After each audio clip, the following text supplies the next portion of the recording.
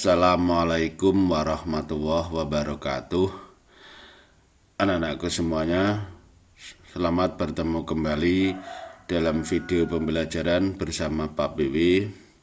Untuk kali ini kita akan belajar tentang bunga tunggal dan pajak.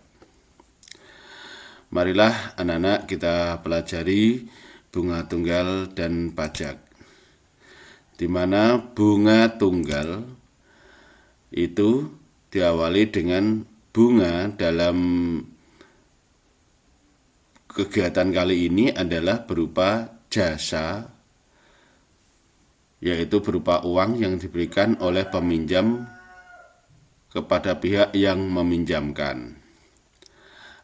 Atau bunga juga bisa diartikan sebagai jasa berupa uang yang diberikan oleh pihak bank kepada nasabahnya. Jadi biasanya kalau kita meminjam ataupun menabung itu sering kita dengar ada istilah bunga. Bunga tunggal berarti bunga yang dihitung berdasarkan modal awal per satuan waktu. Jika modal awal atau uang awal sebesar M0 dibungakan dengan suku bunga B% setahun, maka hitungannya adalah sebagai berikut. Setelah N tahun, maka besarnya bunga dirumuskan dengan bunga B sama dengan N kali B% atau B/100 kali M0.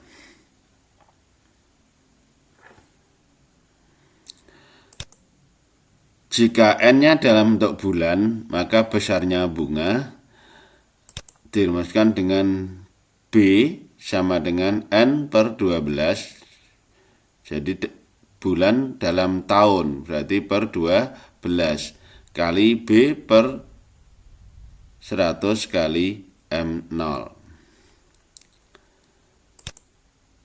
Uang akhir atau MN diperoleh dari M0 ditambah bunga. Dan jika dalam peminjaman pengembalian, maka besar angsuran itu sama dengan M0 dibagi lamanya angsuran atau lama pelunasan, di mana B besar itu untuk besarnya bunga dalam rupiah, N kecil jangka waktu dalam tahun ataupun dalam bulan, B% berarti persentase suku bunga, M0 modal awal atau uang awal, MN uang akhir. Perhatikan contoh sebagai berikut. Misalkan Pak Bowo menabung uang di bank sebesar 5 juta dan pihak bank memberi suku bunga 8% per tahun dengan bunga tunggal. Berapa jumlah tabungan Pak Bowo setelah 3 tahun? Maka untuk menyelesaikannya adalah kita analisis dari soal ini. Berarti 5 juta itu sebagai uang awal atau tabungan awal M0. 8% per tahun atau 8/100 per tahun ini adalah suku bunga B kecil. 3 tahun berarti waktu N. Maka tadi sudah disebutkan bahwa bunga B besar, bunga sama dengan N kali B% kali M0. Sehingga bisa dihitung N-nya 3, B-nya 8, M0-nya 5 juta. Sehingga diperoleh bunganya 1.200.000 rupiah. Sehingga jumlah tabungan Pak Bowo setelah 3 tahun MN uang akhir sama dengan M0 ditambah B. Berarti 5 juta ditambah 1.200.000 rupiah. Sehingga uang akhir atau uang Pak Bowo setelah 3 tahun adalah 6.200.000 rupiah. Ini uang akhir. Perhatikan contoh berikutnya. Nah, misalkan di sini Ilham menyimpan uang di bank sebesar Rp1.500.000 dan bank memberikan bunga tunggal sebesar 12% per tahun. Dan ternyata uang akhir dari Ilham itu sebesar Rp1.620.000. Kalau begitu berarti berapa lama Ilham menabung? Kita analisis dari soal tersebut. Rp1.500.000 sebagai M0 atau uang awal, kemudian Rp1.620.000 sebagai uang akhir atau MN, suku bunga tunggal 12% per tahun atau 12/100 per tahun. Nah, berarti dari sini bisa kita lihat berapa besar bunganya selama masa waktu menabung itu. Berarti bunga sama dengan MN dikurangi M0, karena tadi MN sama dengan M0 ditambah bunga. Maka sekarang bisa kita balik menjadi bunga sama dengan MN dikurangi M0. Nah, sehingga diperoleh Rp120.000.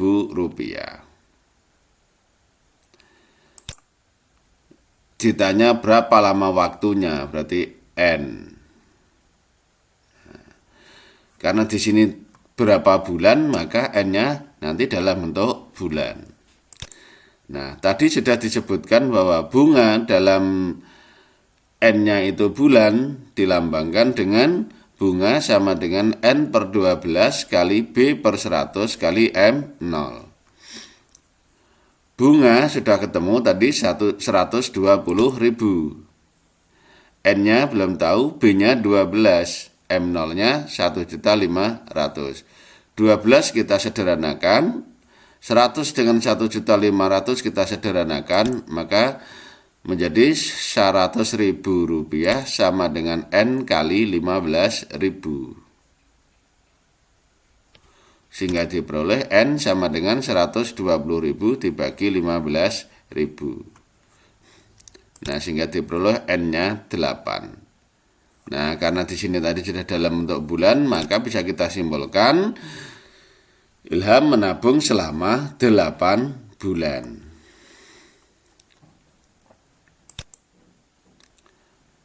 Perhatikan contoh yang ketiga.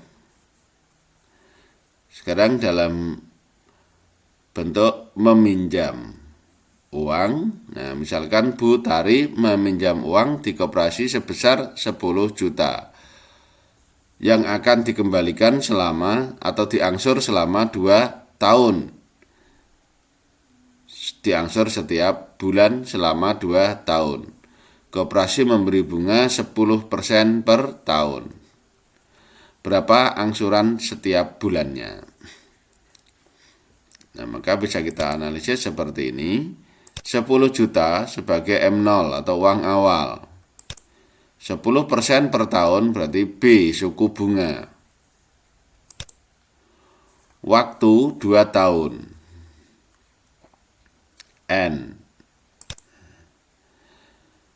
Bunga selama 2 tahun, maka kita lambangkan dengan B sama dengan 2 kali B persen kali M0, sehingga diperoleh 2 kali 10/100 kali 10 juta, sehingga diperoleh 2 juta. Sehingga bunga selama 2 tahun 2 juta.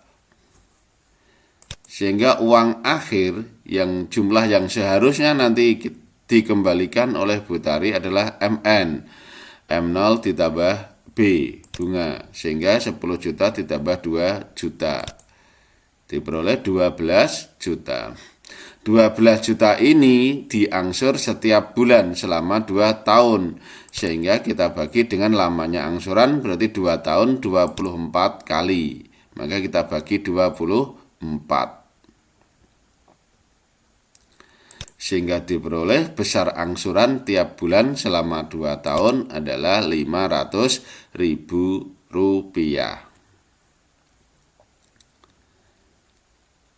Mari anak-anak kita lanjutkan dengan pajak. Pajak adalah besaran nilai suatu barang atau jasa yang wajib dibayarkan oleh masyarakat kepada pemerintah. Besarnya pajak diatur oleh perundang-undangan sesuai dengan jenis pajaknya. Yang sering kita temui dalam transaksi jual beli terdapat jenis pajak, yaitu pajak pertambahan nilai PPN, biasanya besarnya 10% dari harga jual, ataupun ada pajak UMKM yang biasanya besarnya adalah 1% dari nilai omset. Di mana penghitungannya adalah pajak dalam rupiah itu sama dengan pajak dalam persen kali harga barang. Sehingga harga yang harus dibayarkan berarti harga barang ditambah pajak. Tetapi selain itu ada yang namanya pajak hadiah, yaitu pajak yang harus dibayarkan oleh penerima hadiah. Biasanya misalkan sebesar 15% dari besar hadiah. Maka hitungan untuk rumus pajak hadiah berarti pajak dalam rupiah sama dengan pajak dalam persen kali besarnya hadiah. Sehingga hadiah yang diterima adalah besarnya hadiah semula dikurangi pajak dalam bentuk rupiah. Perhatikan contoh sebagai berikut. Nah, misalkan ini ada pembelian barang sebesar 6.500.000 dengan pajak sebesar 10%. Berapa yang harus dibayarkan? Nah, maka bisa kita hitung seperti ini. Harga barang 6.500.000 rupiah. Pajaknya 10%, berarti 10 per 100 kali 6.500.000, sehingga diperoleh 650.000. Maka yang harus dibayarkan berarti harga barang ditambah pajaknya. Nah, sehingga 650.000, 6.500.000 ditambah 650.000 diperoleh 7.150.000, sehingga Pak Indro harus membayar sebesar 7.150.000. Perhatikan contoh yang kedua. Misalkan di sini Pak Agus penjual bakso per hari 1.000 mangkok dengan harga per mangkoknya 10.000, dan untuk menarik pelanggannya Pak Agus memberi diskon 10% setiap mangkoknya. Berapakah pajak yang harus dibayarkan Pak Agus dalam 1 bulan? Nah, maka hitungannya sebagai berikut. Omset sehari 1.000 porsi dengan harga 1 porsinya 10.000. Karena ada diskon 10%, maka membayarnya 90%. Ini hitungan untuk secara langsung untuk pembayaran kalau ada diskon. Jadi 100% dikurangi 10%, sehingga yang dibayar 90%. Sehingga diperoleh 1.000 kali 9.000 rupiah. Sehingga omset sehari Pak Agus sebesar 9 juta.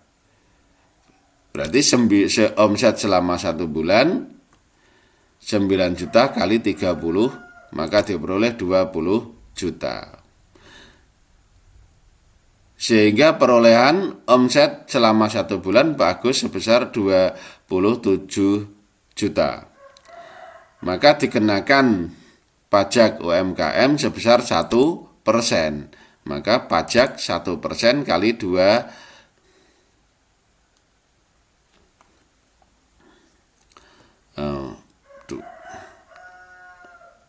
Saya ulangi, saya betulkan dulu. Ini yang betul adalah 270 juta. Nah, oke, saya betulkan. Sehingga omset 1 bulan Pak Agus adalah sebesar 270 juta. sehingga dikenakan pajak UMKM sebesar 1% kali omsetnya 270 juta, sehingga sebesar 2.700.000 rupiah. Nah, itulah pajak yang harus dibayarkan oleh Pak Agus sebesar 2.700.000 rupiah. Selanjutnya untuk contoh yang ketiga, misalkan seperti ini yang sering kita ikuti. Nah, Dimas Sanjaya mengikuti kuis yang diselenggarakan oleh stasiun TV dan alhamdulillah berhasil mendapatkan hadiah uang sebesar 2 juta. Nah, sebagai warga negara maka Dimas harus membayar pajak sebesar 15%. Nah, maka berapa uang yang diterima Dimas sekarang? Nah, maka bisa kita analisis seperti ini. Nah, hadiah semula sebesar 2 juta. Dan harus membayar pajak 15%, berarti 15/100 kali 2 juta. Maka diperoleh 300.000 rupiah. Nah, maka uang hadiah yang diterima Dimas yaitu besar hadiah dikurangi pajak. Nah, sehingga yang diterima sebesar 1.700.000 rupiah. Jadi besarnya hadiah yang diterima Dimas sebesar 1.700.000. Maka di sini perhatikan pajak itu ada yang kalau pajak penjualan tadi pembelian itu memperbesar bilangan karena ditambahkan. Sekarang kalau pajak hadiah ini akan memperkecil hitungan bilangan karena dikurangi. Demikian anak-anak untuk materi bunga tunggal dan pajak. Silakan dipelajari sebaik mungkin sehingga kalian akan bisa lebih paham. Terima kasih. Assalamualaikum warahmatullahi wabarakatuh.